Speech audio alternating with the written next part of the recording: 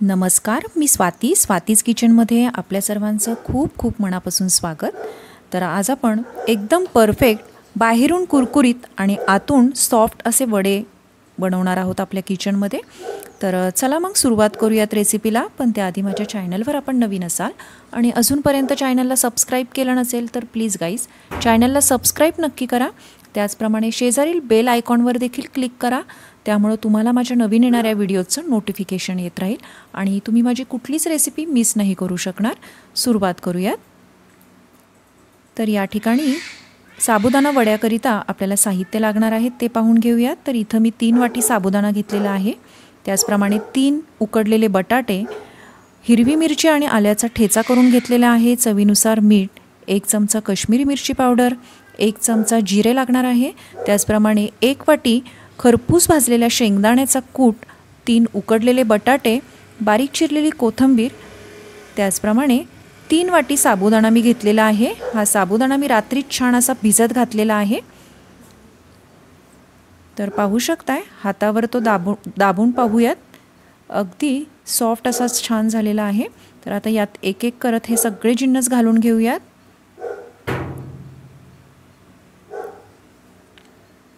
बरेच जण काय करतात की यामध्ये शिंगाडा पीठ किंवा भगर पीठ घालतात, पण आपण यामध्ये न घालता देखील आपले वडे छान लागणार आहे।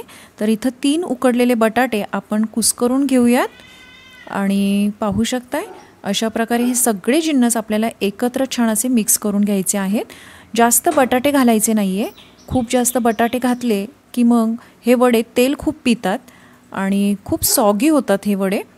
तर पाहू शकताय अशा प्रकारे आपण हे वडे हातावर छान असे याचे गोळे करून घेऊयात आणि चपटे करून साइडने देखील याच्या कडा छान अशा एकसारखे करून घेऊयात।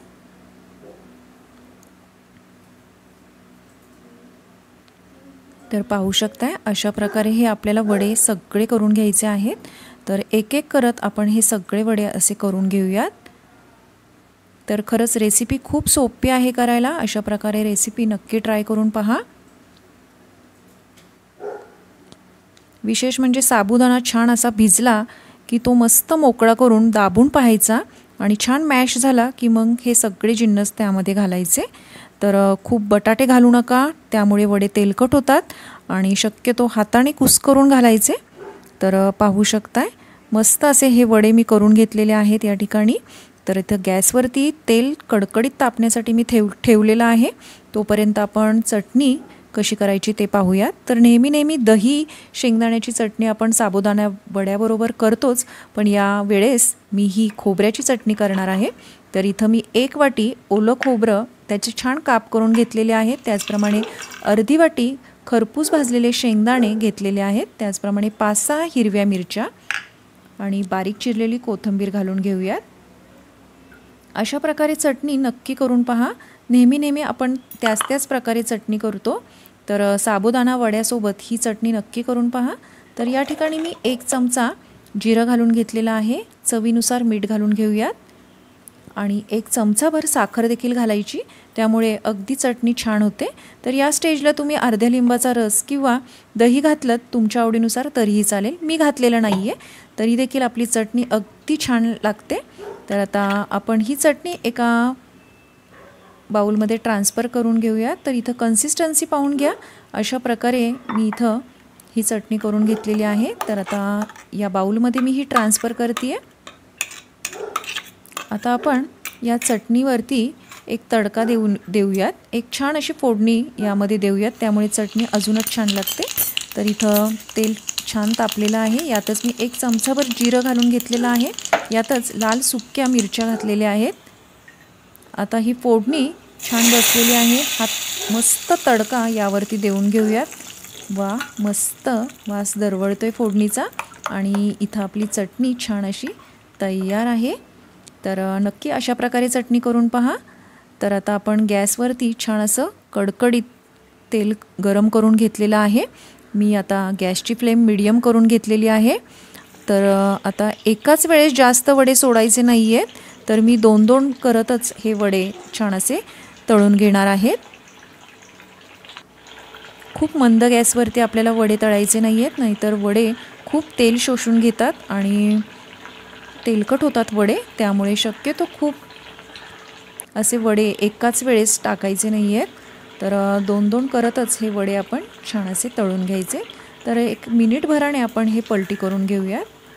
तर पाहू शकताय मी या ठिकाणी हे वडे आता पलटी करून घेते आहे आणि दोन्ही बाजूंनी हे आपण छान असे खरपूस असे तळून घेऊयात. खूप मंद गॅसवरती हे वडे तळू नका, नाहीतर खूप तेलकट होतात आणि तेलही खूप शोषलं जातं वड्यांवरती. तर पाहू शकताय आता हे एवढे झाले तळून की आपण लगेचच काढून घेऊयात, कारण नंतर लगेचच ते डार्क होतात अजूनच. तर पाहू शकताय अगदी रंग सुरेख आलेला आहे वड्यांचा आणि अगदी कुरकुरीत झालेले आहेत हे वडे. तर अशाच प्रकारे मी हे वडे तळून घेणार आहे. तर आता सेकंड बॅचमध्येही मी 2-2च वडे करत हे तळणार आहे. तर लक्षात ठेवायचं आहे गॅसची फ्लेम आपल्याला मीडियम टू हायवरतीच हे वडे तळायचे.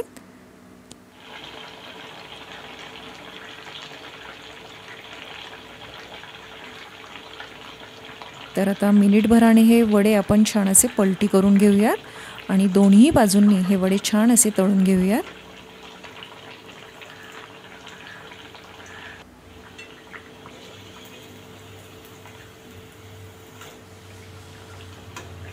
अगदी मस्त हे वडे होतात.